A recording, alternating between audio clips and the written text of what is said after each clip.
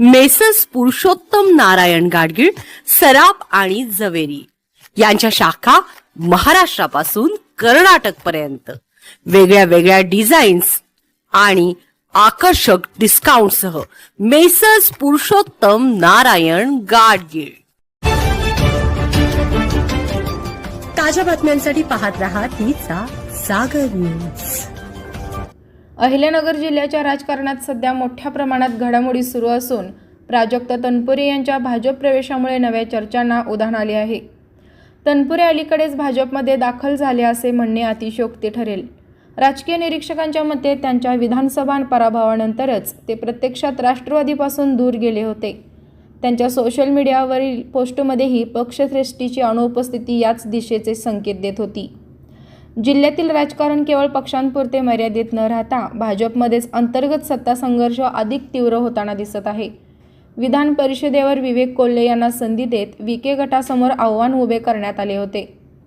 त्याला प्रत्युत्तर देत राधाकृष्ण विखे यांनी प्राजक्त तनपुरे यांना भाजपमध्ये घेत विधान परिषदेमध्ये संधी दिली.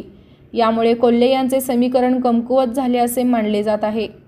सध्या जिल्ह्यात विखे विरुद्ध राम शिंदे असा सुप्त संघर्ष सुरू असल्याची चर्चा आहे. राधाकृष्ण विखेंपेक्षा सुजय विखे अधिक सक्रिय झाल्याचे चित्र आहे.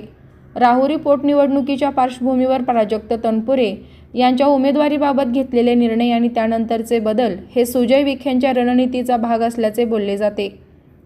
तनपुरे यांचे राजकीय वजन वाढवून त्याचा उपयोग पुढील निवडणुकांसाठी केला गेला. याच रणनीतीमुळे लोकसभा निवडणुकीतील काही समीकरणांवर परिणाम झाल्याचेही मान्य केले जात आहे.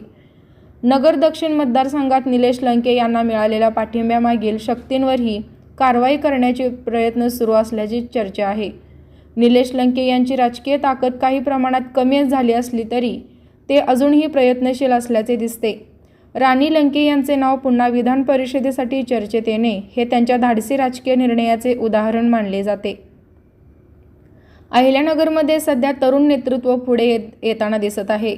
संगमनेरपासून नगरपर्यंत अनेक तरुण नेत्यांच्या हाती राजकीय सूत्रे आहेत. मात्र या नेतृत्वाला स्थिर होण्यासाठी अजून वेळ लागणार आहे.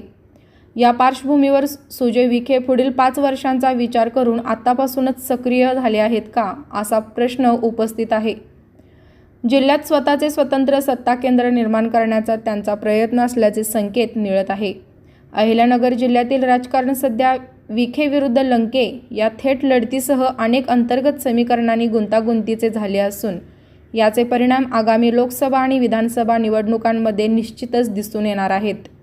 ब्युरो रिपोर्ट तिचा जागर न्यूज.